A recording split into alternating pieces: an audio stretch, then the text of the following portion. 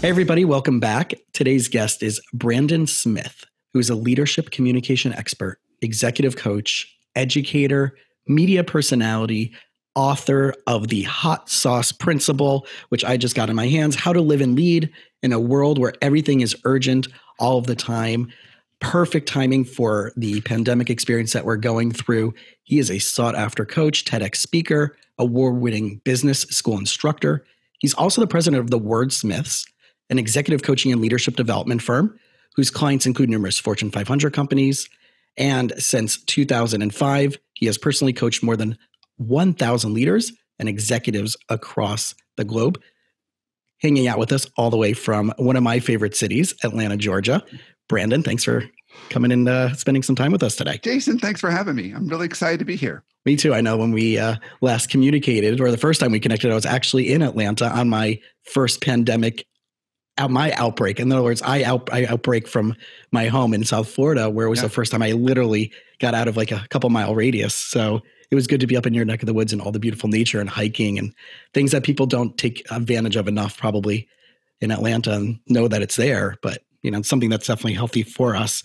So, so I'm glad that you're here. And we're going to definitely talk a lot about the self-care process, especially focused on the workplace. So this hot sauce principle, let's start with that because it sounds like that's going to be the foundation and the basis of everything that we're going to be talking about, or at least the jumping off point. So what is the hot sauce principle? So the idea is it's a really simple analogy. So I'm going to wind back the clock just a little bit. So give me a little bit of grace to wind back the clock 7 months before we landed into the COVID land we live in now. My experience about the last 5 or 10 years, all the folks I worked with in nonprofits, healthcare, for-profits, it doesn't matter what environment they were in, 2 things were true. Time's everyone's most precious resource, not money, it's time. And everything was urgent all the time.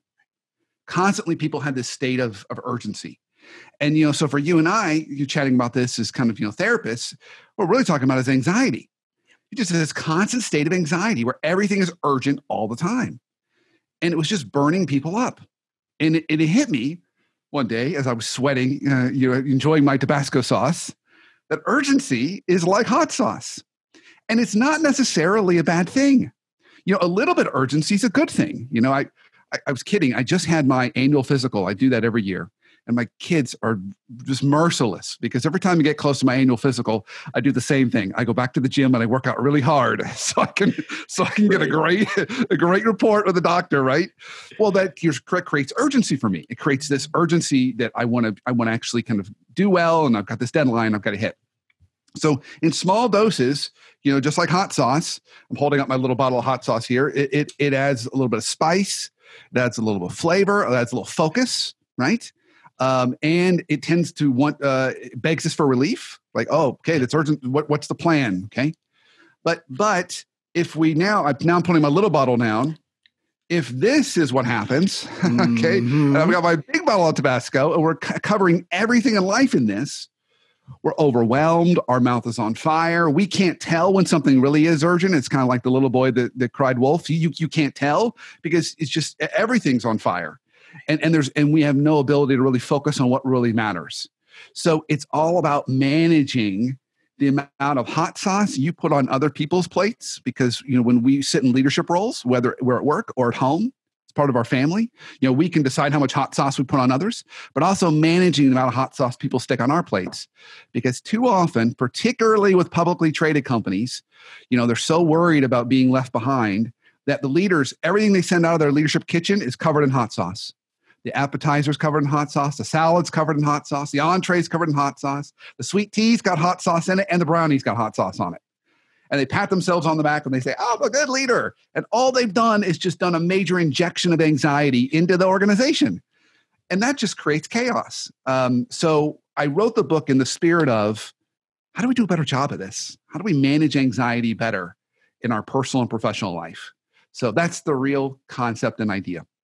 And there's 3 things that are coming to my head right off the bat from what you're saying. One is that Veruca Salt quote from Willy Wonka and the Chocolate Factory, which also turned into the song, I want the world and I want the world now, right? This needs to be done and I want it this way and it has to be done this way. And who's left picking up the pieces because of that.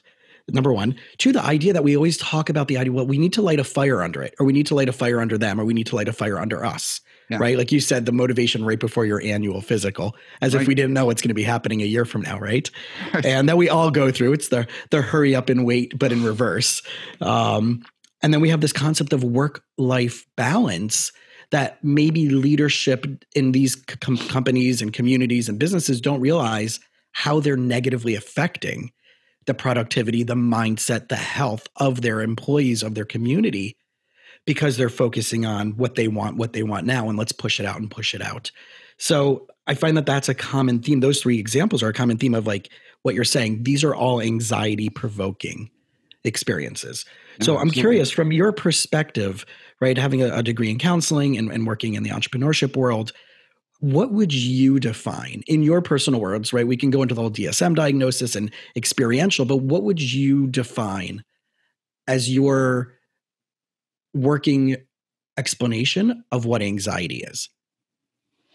Yeah. So anxiety itself, I would describe it as an energy, a high intensity energy. So I put on the other end of the spectrum, would be depression. So we've got kind of like this tortoise in the hare kind of effect, right? We're talking about the hare. Okay, it's driving us, go, go, go, go, go, and to a certain degree, that's valuable. If you're going to run a marathon, you need that. The problem is, in order for it to work properly, you need, just like interval training, you need rest. Versus just saying you're going to run until you drop. Yeah. So I think that's part of it. When I ask people, what do they feel when they feel urgency? So when I've kind of asked that question in workshop environments, people use words like pressure, stress. Sometimes they say anxiety. Sometimes, though, it can be excitement, because it can also be, excitement. You've got a little bit of nervous anxiety. You're meeting that person you're going on a date with. It's exciting, right? You're seeing a movie you're really excited about, or going to a place that you've never been to. That can also be anxiety provoking in a positive way. Can wake you up in the middle of the night. So often, kind of workplace anxiety, I'll say, well, wake you up in the middle of the night. Have you ever woken up in the middle of the night thinking about work? And then when I ask people, what do you do to cope with that? Usually it stimulates a do response. Sometimes they wake up and start working, or they have a pad of paper next to their bed and they write down a plan and they can kind of take it out of their head and they can go back to sleep. And then there's unhealthy methods for also coping with that. I can't tell you how many people have said a glass of scotch helps a lot. Right? So we've got hopefully a good single malt. So healthy and not healthy ways of approaching it, but it's all about kind of quieting that energy. And so I'll end with this kind of, in my kind of basic world, yours is much more advanced. The basic, when I talk to clients, I was like, anxiety is an energy. We can combat it with one of two ways. We can calm it with meditation, prayer, and other techniques like that, or we can fight energy with energy. And we can also overcome it with exercise or other ways that we can kind of, kick those endorphins up and kind of, calm it down. And sometimes activity, even in work activity, can calm it down, right? I'm anxious about all the stuff I have to do, so I'm just going to sit down and start working, and then I'll feel productive. So it's this energy stimulus, and it serves an important point because it moves us into action. So at a fundamental level, in when we think about working and workplace, it is kind of that spark. I had a client years ago. I coached all the general managers for a luxury retail client. And one of them told me, she said, I know I need to light a fire under my people, but sometimes I need to light a fire in them too, which is inspiration. So you can light sparks in lots of places, but it's that spark that gets people moving. Yeah. So I would say that from my vantage point is kind of a more of a workplace, my handle's a workplace therapist. So kind of in the working world, that's would be how I would kind of define and kind of color that world. So how much goes back to the perceived value that we'll look at it from both perspectives, from leadership down and then from the employees up. But it's the perceived value that if I push this onto my employees, we'll get more out of them. And then the other side around is that if that employee is going to work worried, anxious, overwhelmed, afraid, nervous, whatever, that energy, that their fear is that they won't provide enough value. And therefore their job might be at risk if they don't meet that expectation that the employee is putting on them, even if that expectation is not healthy for the expectations and the culture and the success of that community and that business. Right. So we have a couple things at play here. We've got, they both begin with self. We have self-awareness and we have self-worth. Okay, so I'll answer both of yours with those too, is our framing. So self-awareness. So when it's healthy from a leader to do this, is they're intentional about the energy they're putting into the organization. And they know what they're doing and when they're doing it and why. When it's not healthy, it's more of a kick the dog. I'm feeling anxious, so I'm going to make you feel anxious too. Right?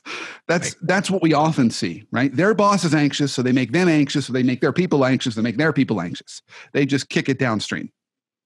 So that's not intentional. So the first starting place is self-awareness. Where is the organization? What is the anxiety and energy of the organization right now? What can it handle? What does it need? How can I focus it? Because the number one job of any leader is to drive clarity. That's the number one job. So we're trying to drive clarity. Where are we going and why? What really matters? What do we need to be focusing on right now? Whether that's safety for our kids at school, or whether it's getting certain objectives done, or changing protocols, whatever it is, whatever priorities are, right? Focus is important. And so a little bit of hot sauce, used the right way intentionally, can create that focus. You just douse everything with it because you're anxious. So that's an issue. So then now on to the employee, self-worth becomes the other word. So how do I have enough confidence and understand my self-worth to be able to push back and say what you're asking of me, A, is not only unrealistic, but B is could create burnout, is not going to yield to what you really want. It's going to have negative consequences. Let's talk about that, Miss or Mr. Boss. So having that conversation is important. Well, part of when I'm working with individuals in the workplace, they're talking about managing that anxiety from their boss. Mm-hmm. Starting places, I always say, don't view your boss as your boss. View them as a customer, because it's all about managing your customers' expectations. If your customer says, "Hey, Jason, I know we agreed on this, but now I want 5 times that for the same price," you'd say, "No, I appreciate what you're asking for. I can't get it all to you. Let's prioritize that, or you can give me more resources, and then I can give you more." Right? So managing that. So at a more fundamental level, we're talking about boundaries. And you have to have enough self-worth to be able to set those healthy boundaries. Yeah. If you don't have self-worth, there's no boundaries. And then that becomes messy. You lose your identity and all that. It's codependent relationships happen and all that. All the other stuff that you and I are like nodding our heads like, oh, yes. Yes. That old bag. Yeah. That old bag comes back again. Yep. Oh, shocker. In the workplace. Absolutely. It's one of the reasons why nonprofits struggle with this the most, is because they have the most difficult time setting healthy boundaries. They just don't like to do it. And so they end up with a lot of messiness because of boundaries. So then you add on urgency to it, it really creates a dysfunctional stew. Yeah. And I find it that when I have, usually any of my clients that are working in some type of corporate setting, and they're maybe just below middle management, I'm finding that a lot of times they're saying, if only my superior would allow me to have a little bit more influence, would allow me to show them what the system is missing, versus them being threatened by the fact that I could be a replacement to them if I get this right, because they haven't. I have that all of the time. And it's something that I find frustrating, because I know over the last couple of years, as I've committed into an entrepreneurship well of experience and wisdom by the people in my community that I've invested my time, effort, and energy into, is that how can you not have this? How can these companies, these corporations, these businesses have people in leadership positions, but have not spent 1 minute on any type of training or education or required reading or weekly scrums or role playing, just by the fact of they do a certain job task and therefore they become a leader because of that. So you have the tactical side of, right, here's a product we need to push out, but the managing it and the relationship factor is the process behind it that's, I find, very, very lacking.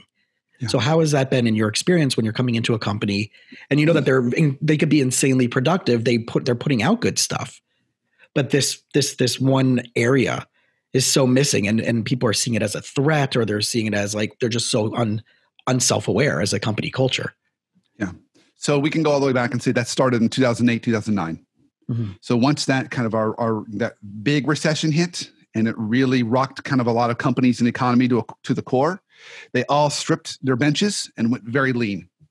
And so that's the impetus of this urgency epidemic, kind of really started back then. So there is no leadership development training. There is no investing in our people. In fact, there's even a significant drop-off on positive feedback in the workplace. And it's not because we're bad people. It's just we're running at such a frantic pace that we're focusing on just ourselves.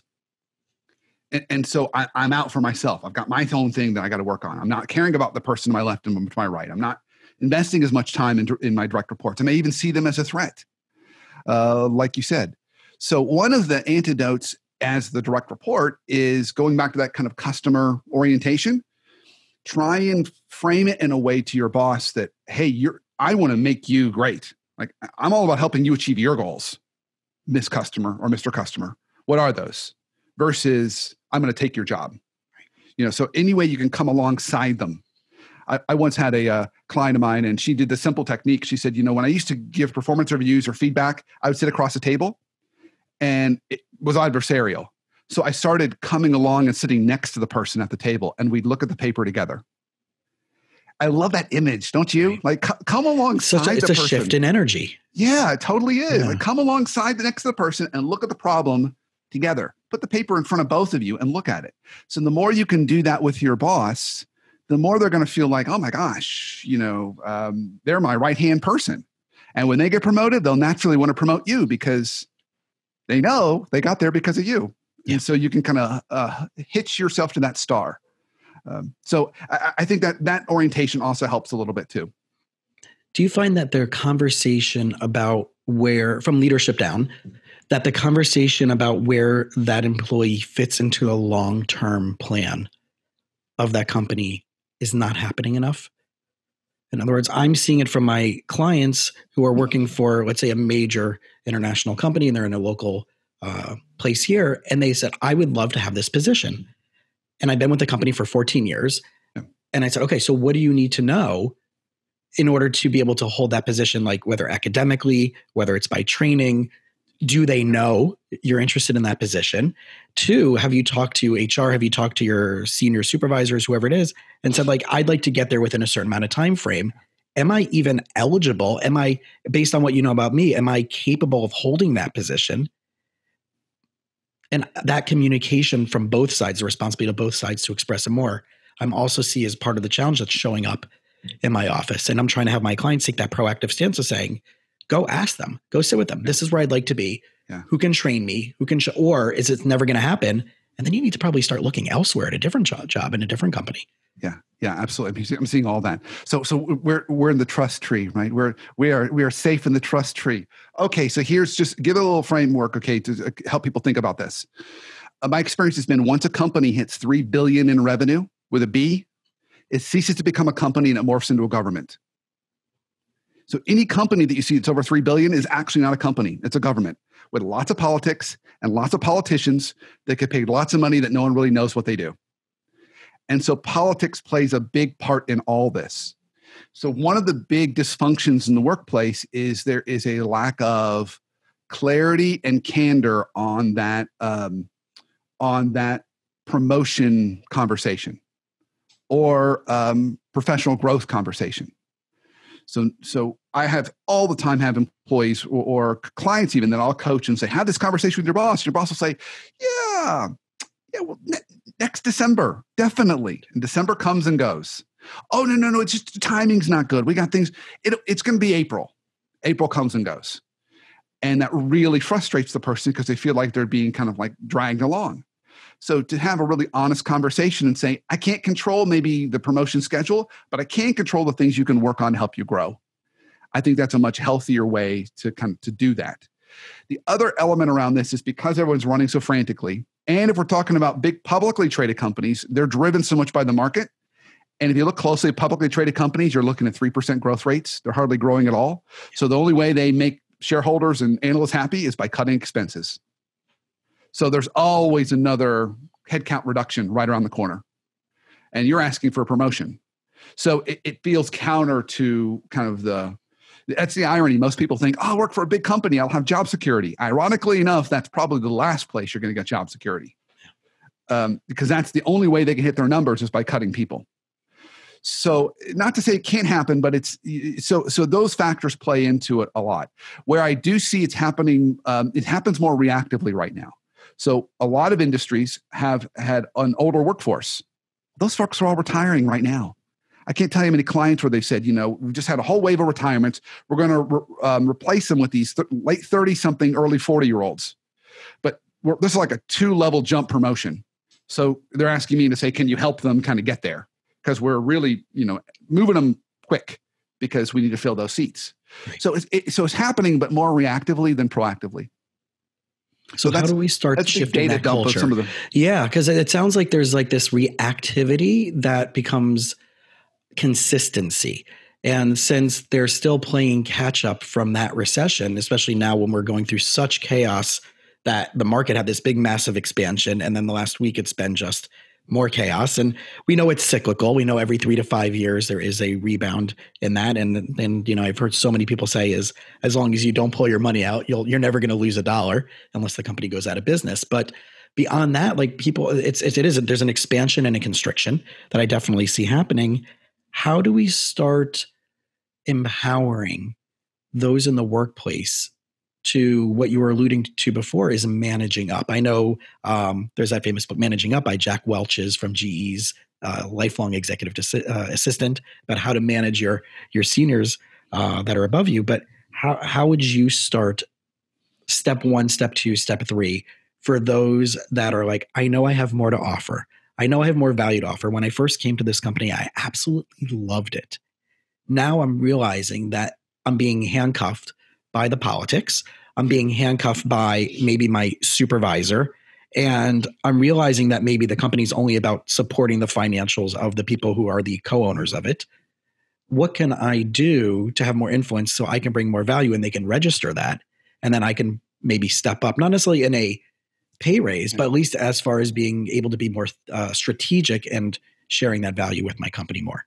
Okay. Love this conversation. All right. So, little bit of a plug, but inside the book, okay, there's a trust formula. And I'm going to talk about it right now. So you don't even have to read the book to get the trust formula, but there'll be more description of it in the book. So I'll go back in time a little over 10 and a half years ago. I was teaching at Emory's Business School here in Atlanta, and I was thinking about how do I take trust and turn it into a mathematical equation, because I've got a lot of engineers who are taking MBAs, and they're how do I get their thinking around this? And so this is what I came up with. Trust is credibility multiplied times, and then in parentheses, authenticity plus vulnerability equals trust. You and I can have a whole other conversation on the intimacy formula. It's got some similar components. But for trust, we've got credibility times and then authenticity plus vulnerability in parentheses. And the reason why it's a multiplication formula is if credibility goes to 0, no trust. If authenticity and vulnerability go to 0, no trust. So I want to open that as kind of a framing, okay? When we are trying to support our boss, you enter into the formula with credibility first. So you double down on credibility in the first 6 months. So you want the first starting place for anything like this. And I talked about clarity. Clarify expectations. Number 1, I'm an anxious enough guy as it is. The last thing I need is to be guessing at work. So when we clarify expectations, we're not guessing. And you can always be on point. So the starting place is, Miss Boss, Mr. Boss, what are your goals? What are your objectives? What are you being measured on? What do you want to get accomplished this year? What would a perfect, let's look into the crystal ball a year from now. And you say, gosh, 2021 was amazing. What would amazing look like? What would you want to have accomplished? And once we know their objectives and expectations, we can push towards that. So the first starting place is that. And then also part of credibility are subtler things like responsiveness, be lightning responsive to your boss. Every time they send an email, respond back. Doesn't mean you have to be a perfect answer. Just means, hey, I got it. I'll get it to you on Monday. Consistent communication, frequent communication. All those are elements of credibility. And we are, after about 3 to 6 months of really doubling down on credibility, we earn the right to go to the right side of the formula. Then we work in authenticity. We start to share a little bit more of our thinking and what we're seeing. And we work in vulnerability, and we say, I don't know, or I need your help, or I need more resources. So we earn the right to go from left to right. We, in the consulting world, they call that the move to becoming a trusted advisor.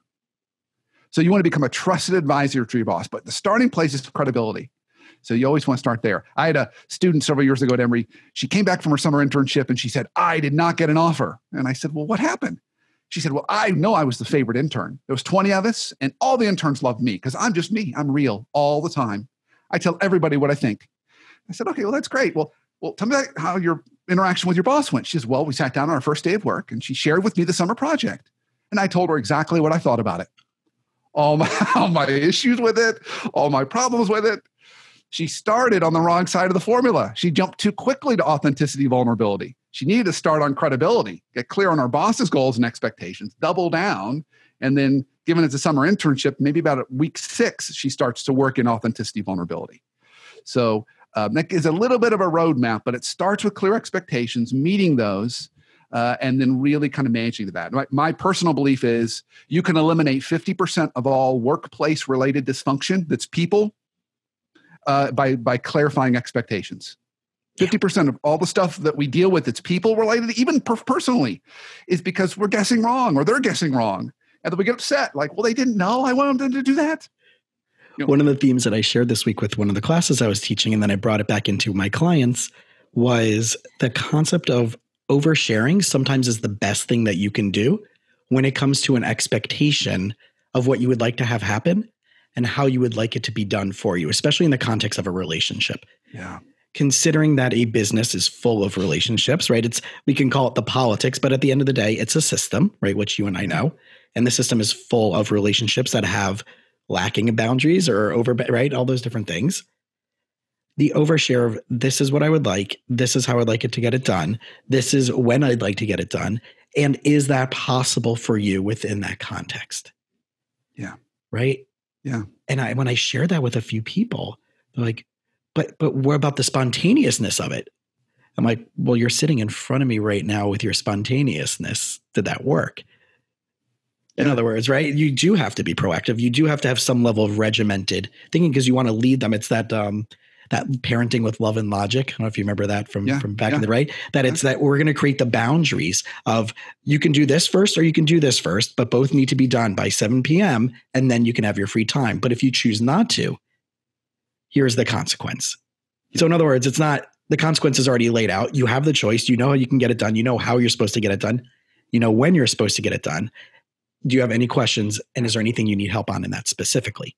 Yeah. Right. You'll love this. The military went to changed how they gave commands, and they went to something called commander's intent, which is exactly the same thing. So the commanding officer now comes to those discussions with their direct reports, and they issue commander's intent for the mission. And that's the why of the mission, the what of the mission, and the when of the mission. But they let them decide the how of the mission because there's too many variables on the battlefield. It's the same idea, and it's healthy. So what we're really talking about is healthy relationships. Yeah. It's the same stuff. It's why sometimes when I go back to nonprofits, when I'll go into nonprofits and talk about kind of how to improve how they operate, they'll come back to me and they'll say, you're trying to make us corporate. No, I'm trying to help you have healthy relationships. Clear expectations, clear roles, and balanced feedback, more positive than negative. This is what you want in a relationship with a significant other. It's not corporate necessarily as it is healthy.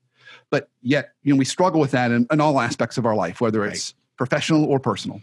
And it's so interesting that in the nonprofit world, when they have to apply for their nonprofit status and they have to have their structure shown, hierarchy, all of those different things, most times I find that it's way clearer of what that business structure is in a nonprofit than it is in a for-profit. And yet they're saying exactly that, but we're not a corporation. We're not a company. Well, you are. And just because your goal is to use all of your money by the end of the year doesn't mean you still don't have to make money. Still doesn't mean you don't have a mission. Still doesn't mean you don't have quarterly and annual goals and a corporate culture. And I find that so interesting because the mindset, and tell me if this is rung true for your experience, is that there's a nonprofit mentality even about the boundaries. Well, we're doing something for the sake of something good. So therefore, I have no problem asking you to do more than what's expected of you. Because if you don't, you're not doing something for the sake of good. And what's wrong with you in that regards? So it's a really tricky thing. What we love about nonprofits is they're so mission driven. They've got a higher purpose. We say, gosh, wouldn't it be better if it's like the Lion and the Tin Man. Like, wouldn't it be great if companies had more heart? They need a heart. There's no heart in there, right? But nonprofits, they have this heart. But the problem is sometimes that heart can really break down boundaries. So the two ways I see it kind of in a negative way is sometimes people will hold it up as kind of a banner, like, you can't give me feedback because I'm so committed to the mission. I'm more committed than you are. So how dare you give me any feedback? And it can also lead to burnout. I have more burnout with clients in nonprofits than in corporations, where they're just, they're working themselves to often hospitalization. Of all the clients I've worked with that have been hospitalized from work-related burnout, they've all worked in nonprofits. So people in nonprofits work just as much, if not more, than in corporations. That's not necessarily to say it's healthy, because it's usually because there's a couple of people over there just having coffee, so I'm picking up all their slack. So I'm working 120% and they're working 60%. So it's challenging. It's really challenging. Yeah. And I see it especially when you're talking about income disparity for the nonprofit workers, that they might be doing the same amount of work at a corporation or a for-profit business, making double the triple the amount.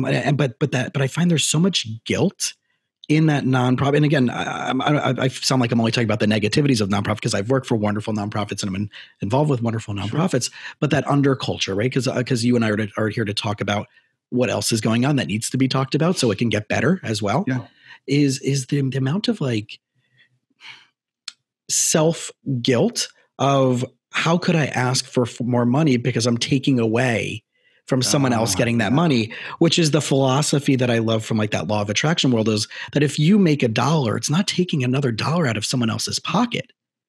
So there's a lot of lack. There's a lot of belief of lack I think in that nonprofit mindset that is perpetuated.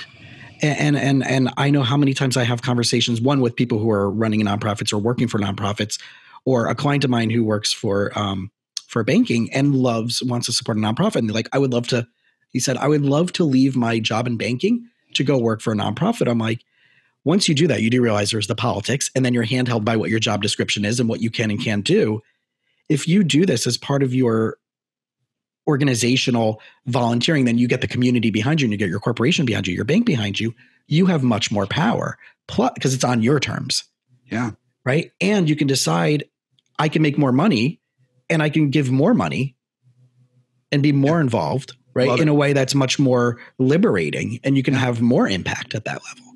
Yeah, absolutely. So here's maybe a simple, let's see if we can have an antidote that we can use in for-profit worlds, nonprofit worlds. It kind of works in lots of places. So in the healthiest, both as us as leaders and individuals, but even in kind of teams, the communication falls on a spectrum. On one side is operational communication. The other side is relational communication. So operational communication, stuff like role clarity and goals and expectations and accountability and deadlines and process, right? And that stuff's important. That's healthy. We could also call those boundaries in many ways. It kind of establishes some clear rules to the road, how we're going to operate with each other and what matters. But if we only live there, people experience us as cold and uncaring. Okay? Relational communications like listening and empathy and compassion and positive feedback and appreciation and teamwork, trust. Okay? That's really important too. We want that connection with people. But if we only live there, people say, oh, he's really nice. I have no idea where I stand, but he's nice. He's just the nicest guy. They don't ruffle the feathers. The feathers. Right. You would love to go out to coffee with him. He's just a great guy, right? And healthy is always middle-ish. Sometimes an organization needs to tip a little more operational because they need to clean some stuff up. Maybe they need to be a little more relational because people they've been wounded and they need a little more love and attention. But middle-ish is always the right answer. And so sometimes corporations could go a little more on the relational side, really invest in their people. I'm finding that a lot now in the virtual world, where they thought things like authenticity and vulnerability were nice to have become mandatory on virtual calls. So leaders had to stretch themselves that way. And then nonprofits are pretty good on that side. They could probably use a little more of the operational stuff and have some good accountability conversations to make sure everybody's doing what they're supposed to be doing so we can do the best for the mission. So middle-ish is kind of healthy. And that's probably even true if we think about at home. We think about personal relationship with a significant other. We need a little bit of that stuff. Helps us to kind of know who's supposed to do what when. So how does that influence the emotionality of a community? Because I know, right, when you're around people for a certain amount of time, right, as that saying goes, you're the sum total of the 5 people you spend most of your day with. Yeah. And this contagiousness of either emotions, this contagiousness of energy, going back to the word that you started off our conversation with, that's going on in the workplace. So how do we start navigating and identifying that? Yeah. So this is a really cool body of research that I can't take credit for. I did a TED talk kind of spotlighting it, but it's great research. Started in the mid-90s. It's all about the contagiousness of emotions in the workplace. They call it emotional contagion. And they've uncovered a couple really interesting kind of nuggets out of that. Not all emotions are equally contagious. Unfortunately for us, anxiety is probably top of the list. Very, very contagious. Negativity is also very contagious. Have you ever worked with a negative coworker? It's just kind of like, often I hear the term Eeyore used to describe that person, and they just kind of bring everybody kind of down a little bit. Like, I was having such a great day until I talked to Tammy. Yeah, it's so much. I just feel bad about myself, right? So it's kind of recognizing the emotional flow. Why that matters so much is because the boss's emotional energy is more like a factor of 2. So if you walk into that environment and you're freaking out, everybody's going to be freaked out too. So knowing when to be, it goes back to earlier around self-awareness. What energy does the organization need right now? And so we think about the world we've been in the last 6 months with everything being uncertain. Uncertainty breeds anxiety. It's like a gigantic petri dish. It's like all this anxiety mold is just coming up just everywhere because I don't know about my job. I don't know about my spouse's job. And my kids going to go back to school? They're going to go in person or are they not? Are we going to get COVID? What happens if we get COVID? What happens if our neighbor gets COVID? Like all these things that, my vacation, everything's just kind of thrown up in the air. And so that uncertainty breeds this anxiety. And so if we're coming in with lots of hot sauce, we're just putting even more anxiety on the system. So we've got to know when we need to be that captain of the ship that's going to be really calm and steady in the middle of all those high waves. And when we also need to kind of, put a little bit of that hot sauce in there, just recognizing that emotional tenor. And if you're not sure, ask. No need to guess. Ask. One of my colleagues, a good friend of mine, he's out in Prague, Czechoslovakia, or Czech Republic. He always corrects me on that, by the way. he always opens all of his group conversations with, how are you arriving today? Mm-hmm. Isn't that nice? I'm sure you probably use a version of that. How are you arriving today? It just gives space for people to talk about how they're feeling. That's really important data for you as a leader, because you're trying to gauge what's the emotional tenor that I'm working with here. Because remember, we're trying to focus people, and emotions can either help focus or help distract. So it's not touchy-feely. It's quite practical. Like, what's the emotional energy? And because if it's really off the chart, I need to attend to that, because there's no way people are going to be able to focus on what they need to get done. So I love that question. How are you arriving today? Just be careful if you do that. Create lots of space for it, because people will tell you. They will tell you how they're arriving today. It'll take some time. I have this this phrase that I call, it's the Boulder mentality of Boulder, Colorado, that I've spent a lot of time out there. One of my best friends lives there. And I find that people in a certain bubble within that Boulder community, because Boulder's known for that hippie consciousness and Naropa University and, meditation and stuff like that, that I found more often than not that people aren't going to ask you, how are you? They're more likely to ask, so what are you working on? Nice. Right? And it can be in the physical realm. It could be in your spiritual realm. It could be in your psychological realm. But that same type of thing. So like when I have my clients come back for the next session, is I don't usually start. I usually leave the space for them to bring something to the table. Yeah. Or the question they'll ask is, from the time our conversation ended last week, what has come to your awareness that we maybe either need to move forward on or we need to go back and revisit? Yeah, I love that. When I was hearing you say that, I thought to myself, I love that idea. What are you working on? It has kind of a proactive intentionality to it, which I do love. I almost wonder what if you changed it to what are you working through? Yeah. It's almost like I did not want to work on this, but this was thrown on me, and I'm trying to make my way through this. Could be another way to reframe it, For sure. For a lot of us, it's like I'm working through this muck that I did not want to be in. Yeah. And how many people want to avoid those type of questions? Because, I know I live in South Florida, and I just met someone the other night who just moved down from the Upper East Side. And I'm like, you'll get pretty used to South Florida. It has all the flashiness of New York, minus maybe some level of intellectualism compared to what, people are doing and seeing pre-pandemic, right? They're going to go to Broadway. They're going to read, there's the more well-read, and South Florida doesn't have the reputation for being the most intellectual community, unfortunately. And he's like, oh, it's okay. My friends who are moving down here are just like that. So we're okay. We're used to that already. We're looking for this, but some of our friends who are moving down, but again, as a cultural phenomena, like people are afraid, like, oh, how are you? I'm good.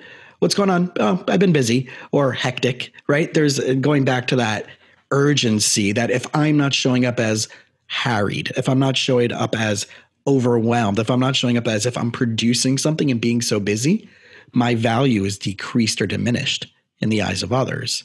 And I think that's one of the stories that we have to stop telling. And one of the questions that I have based on that is this idea of workplace safety has now taken on a new name over the last couple of months, where right we've had in the last year, right, we've between the riots, and then we've had the Me Too movement before that. But right now we have the politics coming into workplace. We've had the politics of the government, but we've also had the politics of COVID and what has been defined as safe working spaces. Yeah. Not just on a practical level, but on an emotional and a medical level. How are you finding people getting through that? What are some of the strategies and tips to help people manage? And if they feel like, wow, this is not safe for me, or my opinion is this, but my job's opinion is that, and I don't really feel like they're taking our best interest in mind, but I'll lose my job if I don't show up anyway. Right. Okay. So probably the biggest issue with this today is inconsistency. I can grab any three organizations anywhere on the planet, and I can tell you they're going to have a whole bunch of different set of rules, whole different philosophy. You and I were kind of kidding before we started the podcast, but my experience has been you almost think of it as a religion. People have their COVID religion, how the lenses they look through and how the world is supposed to operate. Yeah. Just like I might have my political religion, or I've got my religion, or my parenting philosophy religion, right? And those are very firm things set in my mind. And the problem with the number one problem is every organization's creating their own religion. And so if you're going to do that, you've got to be really, really clear on explaining why. So that's the first step, why we're doing this, why I'm asking you to come into work versus not, or why I'm asking you to go through these protocols. So for example, I still teach adjunct at Emory, and I taught a class for the executive MBAs.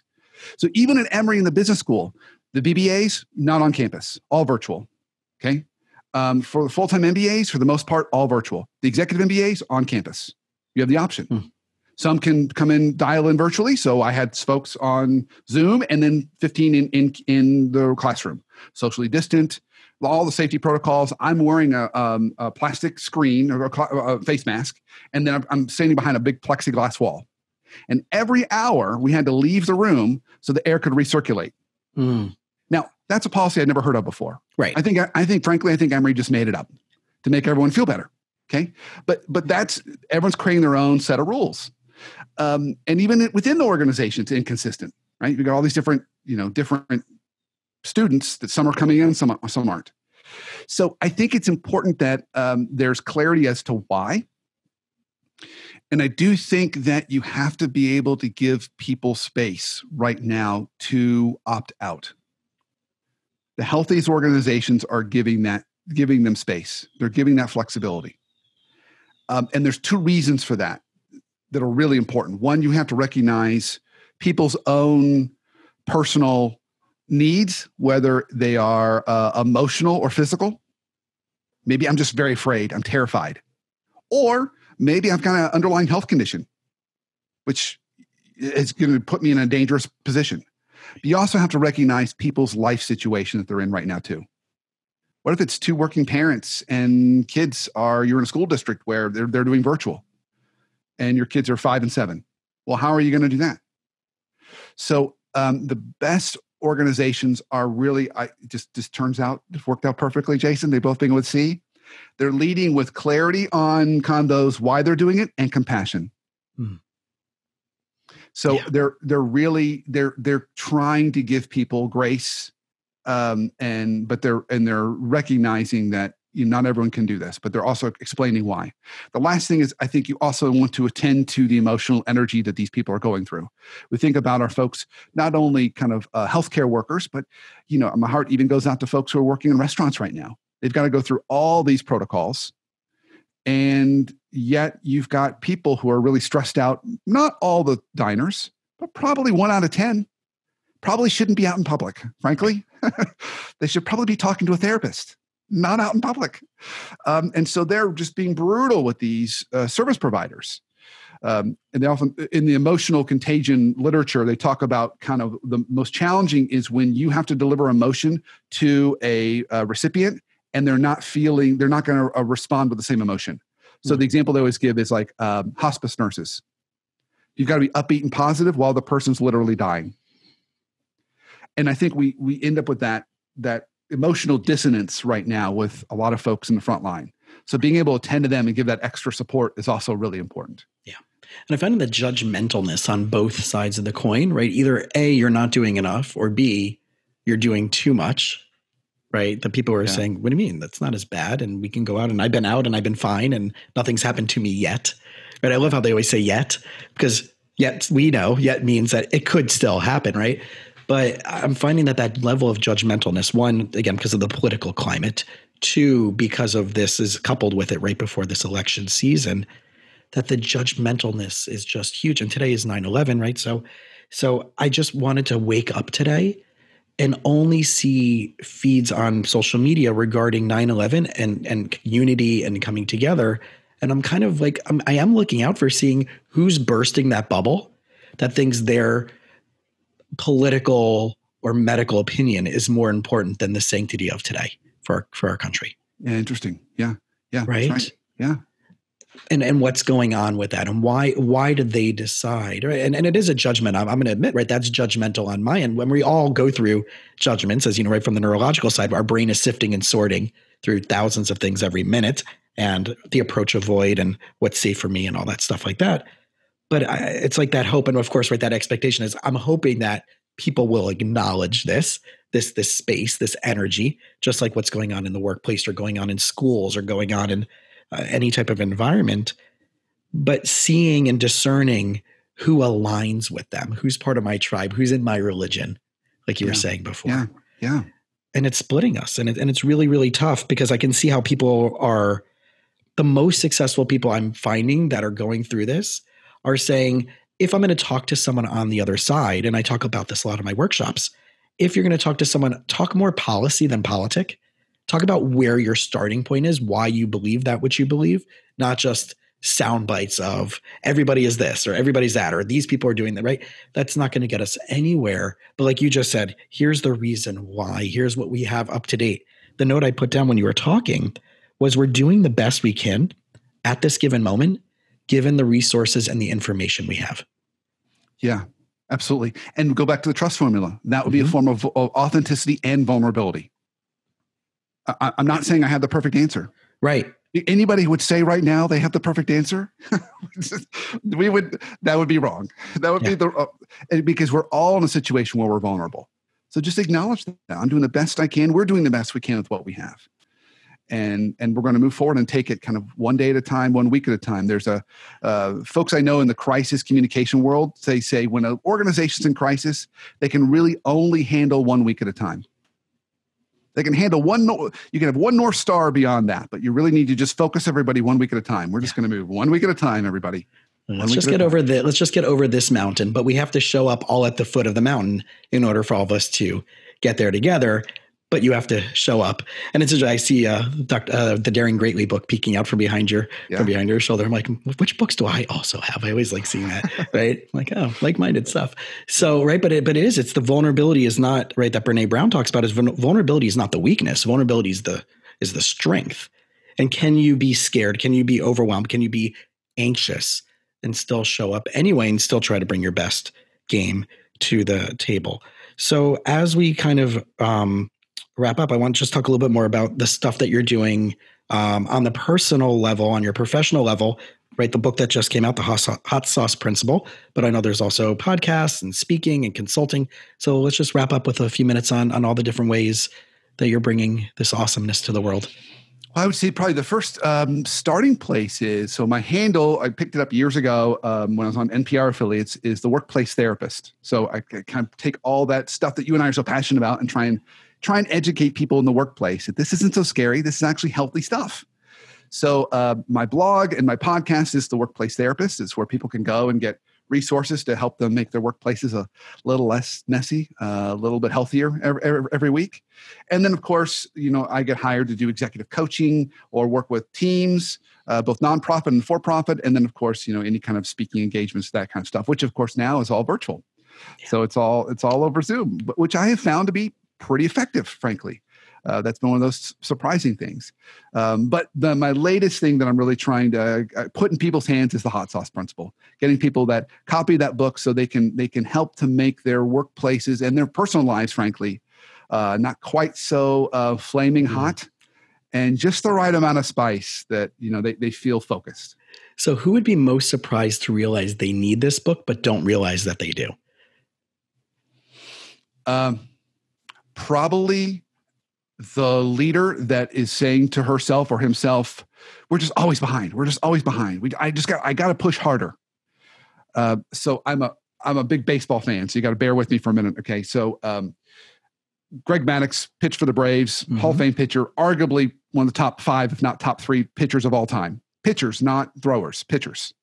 And he said the difference between a Hall of Fame pitcher and an okay pitcher is when an okay pitcher gets into trouble, they throw harder. When a Hall of Fame pitcher gets into trouble, they throw softer. I want to give this to the leaders that are trying to go harder, because that's not what they need to be doing right now. It's when they need more hot sauce is not the solution. It's like, oh, they don't quite get how spicy. I need more spice. No, you've got plenty of spice. Dial back. So that would be the leader that could benefit from this the most. The one that is just so overwhelmed and so anxious, and they think more hot sauce is the answer. Mm. And I'm hearing from that, those that need to work on their touch and their finesse. Yes. Yeah. And goes back to self-awareness. Yeah. Be aware. How are you showing up? How are you arriving every day? And is that what the organization and your people really need? Awesome. Awesome. So guys, those of you who are out there, please check out Brandon's book. Again, it's called The Hot Sauce Principle, and it's available pretty much wherever you want to go to find your typical book, right? The easiest way is Amazon, but absolutely lots of places. Go to your website, wherever it may be, and check out his social media. Again, Brandon, thank you so much for spending time. And I know that these are the conversations that people sometimes are afraid to have is exactly why I want to have these conversations, is that it needs to be spoken. It needs to be shared. It's the duality of, I know we can do better, but how do I own up to the fact that I might be part of that challenge in order for us as a team to get there? So I really do hope that this inspires those out there to connect with us through both your resources and through this podcast. So those of you out there, please subscribe to his social media channels, especially if you're in the entrepreneur and business world. And if you found any value in this, please subscribe. And even more so, leave us a starred review on our podcast. Not only does it give us some positive feedback, but it actually helps us be found by other people within the ranks and circles of other podcasts that are out there. And that helps us move up and be seen and get our words and our messages in front of more people. So again, Brandon, thanks so much for spending time with us today. Jason, thank you for having me. It's an absolute pleasure.